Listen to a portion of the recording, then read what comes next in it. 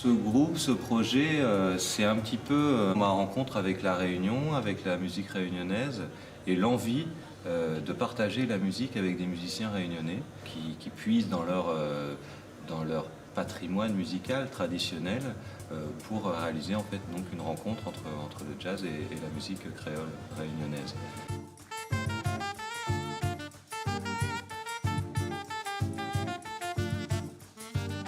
C'est un thème de tous les peuples, c'est-à-dire trouver en fait un terrain de partage entre des cultures différentes.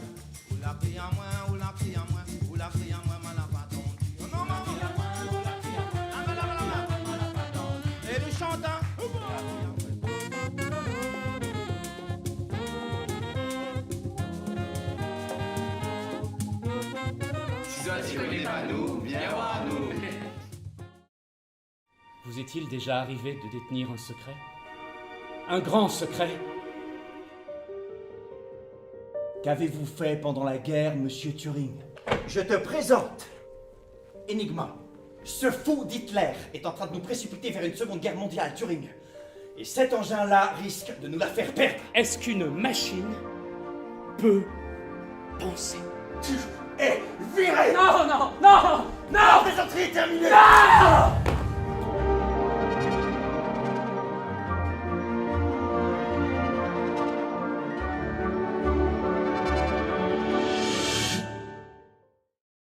Alors la cartographie numéro 3 s'appelle les déterritorialisations du vecteur. Et donc dans cette cartographie, eh bien, c'est une tentative de trouver des solutions qui permettraient d'arrêter un vecteur qui transmet de nombreuses maladies. Ce vecteur s'appelle Aedes albopictus, qui est plus communément appelé sous le nom de moustique tigre, qui transmet la dengue et le chikungunya, moustique qu'on ne sait pas arrêter aujourd'hui, qui progresse très très rapidement partout dans le monde, en Europe notamment, et puis surtout en France, hein, et moustique qui a en plus une méthode de progression très originale puisqu'il prend l'autoroute, hein, on le suit d'aire d'autoroute en aire d'autoroute. Et donc cette cartographie vise à tenter de trouver des solutions qu'aucune politique publique aujourd'hui n'arrive à mettre en place parce que ce moustique pour l'instant est totalement inarrêtable. Alors voilà, et donc cette cartographie vise à identifier ces possibilités. Il y a urgence, surtout en fonction des endroits où on se trouve en France et dans le monde, il y a urgence évidemment à mettre en place très très vite ce que je préconise dans cette cartographie. Voilà, je vous remercie.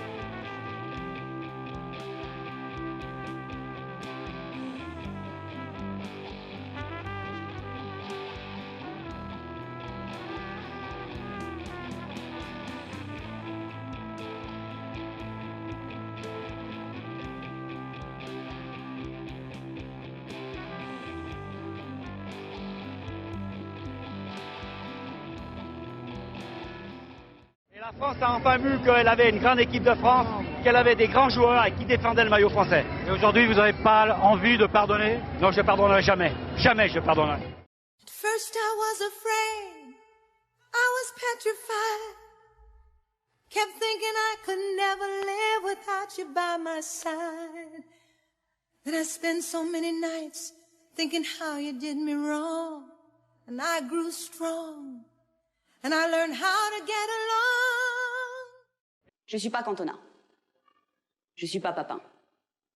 Je suis pas Ginola. Je suis Zinedine Zidane. Je suis la prochaine grande comédienne du XXIe siècle. Beaucoup de journalistes pensaient qu'on allait perdre. Il fallait qu'Aimé Jacquet démissionne, que Christophe Dugarry ne méritait pas sa place. Vous savez, Madame Lucchini, je me dis que si Franck Leboeuf, qui était remplaçant depuis le début de 98, est rentré sur le terrain le soir de la finale, alors oui, tout est toujours possible.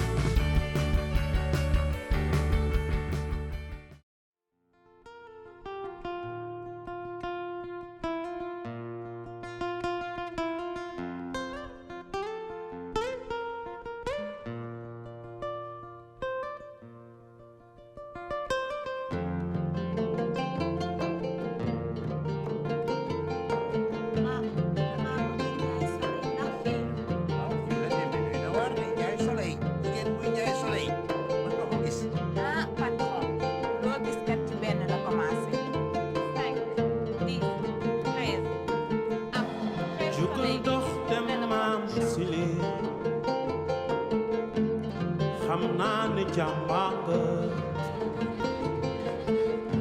tànk yaa ngi metti waaye moom la tee dem gis naa ne jàmbaanga sigil si lii bul sëggal ci sa nawle. Parce que moi je vous dis, c'est les chaleurs, là, les canicules de dégénérés qu'on se prend dans la tête, ça n'a plus de sens, quoi. Je sais pas si vous êtes déjà allé au festival de théâtre d'Avignon, qui a lieu dans le Vaucluse au mois de juillet.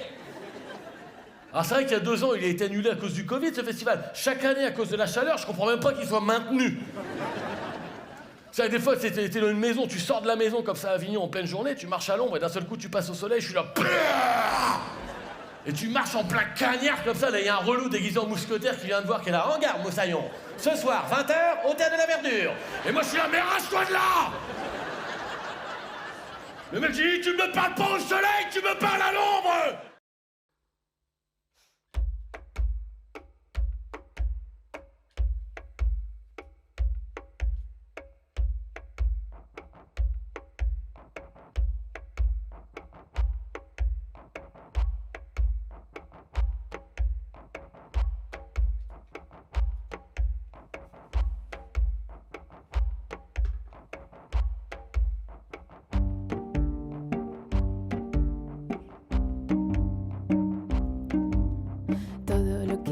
Detrás, ¿a dónde va? ¿A dónde van mis sueños?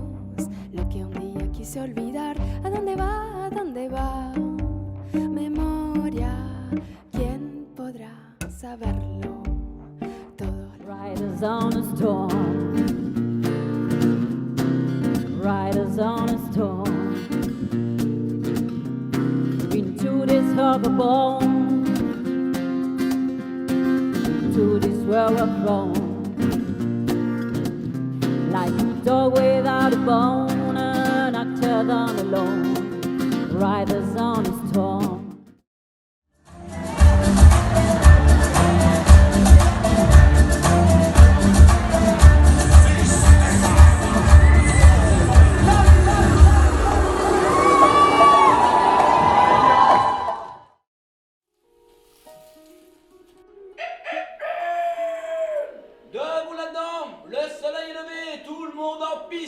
Ah ben nous on se lève pas pour aller travailler, on se lève pour aller s'amuser.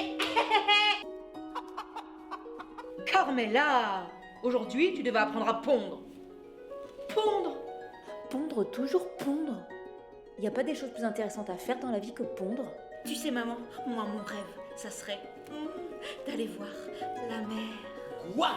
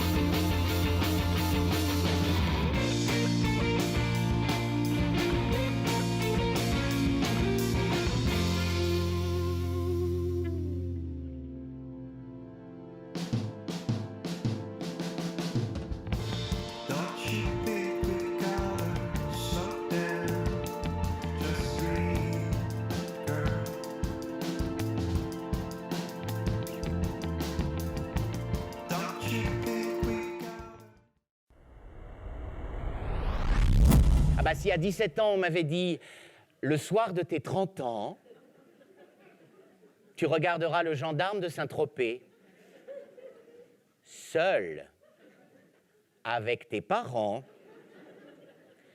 je sais pas si j'aurais eu envie de continuer la route. Vive Adrien, vive le discours d'Adrien! Mais non, bien sûr que non!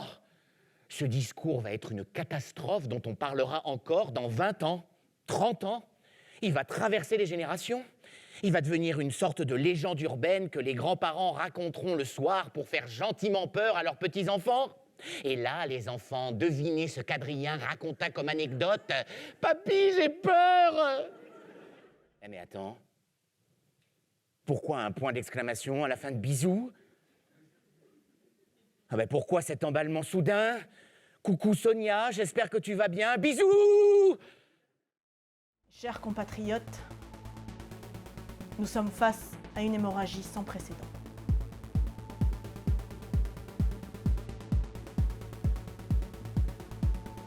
T'es vexé parce que ton fils a refusé de te parler, enfin c'est normal. Ressaisis-toi, il est seulement en pleine crise d'adolescence. Oh, arrête avec ce mot crise, tout est crise, à la fin ça ne signifie plus rien, au contraire, ça minimise tout. C'est pourquoi nous vous demandons, dès demain, de vous organiser afin de ne plus laisser sortir vos enfants, sous aucun prétexte, et de les maintenir sous surveillance rapprochée et ininterrompue jusqu'à nouvel ordre.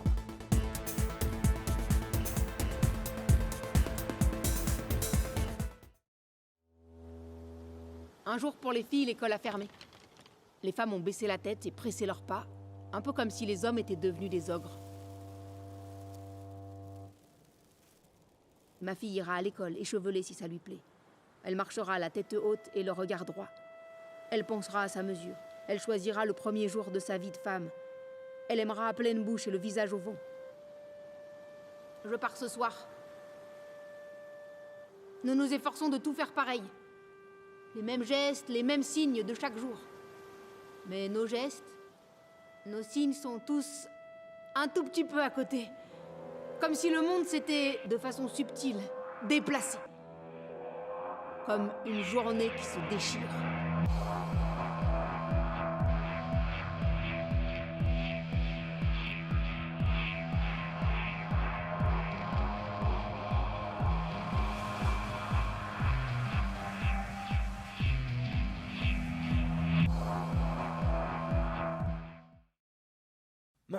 Maman, ça y est, ils sont tous là. J'arrive, oui.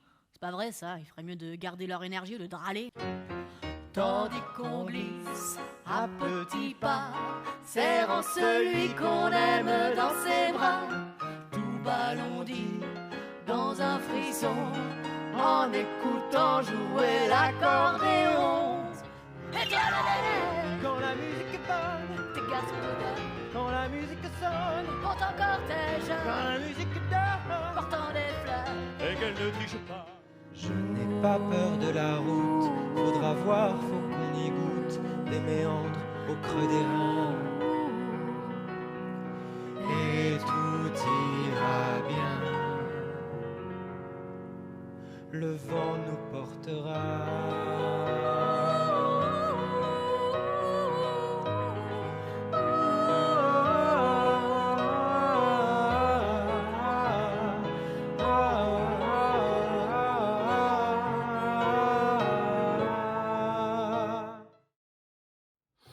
Bonjour, je suis Élise Noireau, je suis la metteuse en scène du spectacle Ressources humaines avec lequel nous viendrons donc la saison prochaine. Alors Ressources humaines, c'est un spectacle qui est une adaptation du film de Laurent Cantet qui est sorti à la fin des années 90. C'est l'histoire d'un jeune homme qui est fils d'ouvrier et qui a grandi dans une petite ville de l'Est de la France, qui est parti à Paris faire des études dans une grande école de commerce et qui va revenir à l'occasion de son stage de fin d'études dans l'entreprise où son père est ouvrier pour faire un stage au service des ressources humaines. Il va se trouver évidemment dans cette place un peu étrange de ce qu'on appelle un transfuge de classe, c'est-à-dire quelqu'un qui est entre deux classes sociales comme ça, la classe d'où il vient et puis la classe sociale vers laquelle il tend, donc avec les difficultés inhérentes à cet entre-deux. Mais il va aussi se trouver dans l'entreprise au moment du passage aux 35 heures, qui est un moment de grande tension sociale à l'intérieur de l'entreprise. Et il va découvrir qu'un plan social est à l'œuvre dans l'usine qui va peut-être concerner son père, notamment. Donc c'est un personnage qui va se retrouver comme ça à devoir choisir entre des possibilités d'ascension professionnelle, personnelle et l'engagement dans la lutte et dans le collectif. Voilà, à bientôt!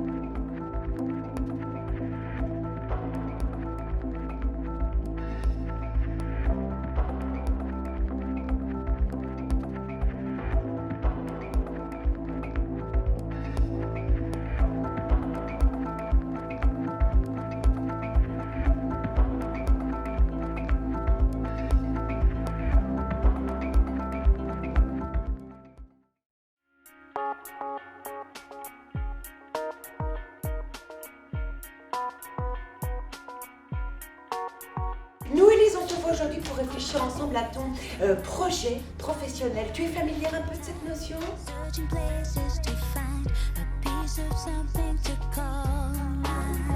18 ans, c'est la majorité. Hein. C'est l'âge adulte, donc on sort de l'enfance. Hein. On sort du confort de l'école. Hein.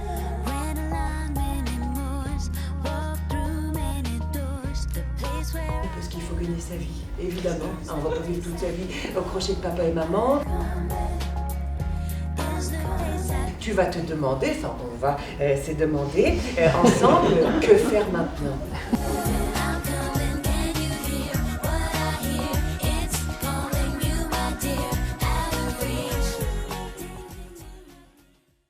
Parce que je vois qu'il y a effectivement quelques jeunes, mais il y a aussi pas mal de jeunes retraités. Alors donc, je suis le directeur de cette École nationale d'agriculture ambulante, mais je suis également son seul salarié. Vous savez peut-être, l'école dispose de faibles moyens, l'agriculture dispose également de faibles moyens, donc l'école d'agriculture, eh bien, elle dispose doublement de faibles moyens. Vous savez, je disais l'autre jour que Bill Gates, l'ex-patron de Microsoft, l'homme le plus riche du monde, depuis maintenant plusieurs années, eh bien, a une maison d'une superficie de 1750 mètres carrés.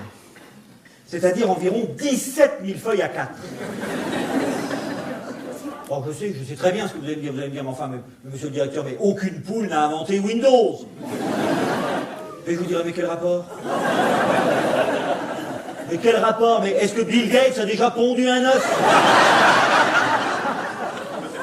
Pourquoi la chèvre est-elle l'animal le plus prisé des agriculteurs en manque de tendresse? Comment élever un veau quand on a mangé sa mère? Alors pourquoi?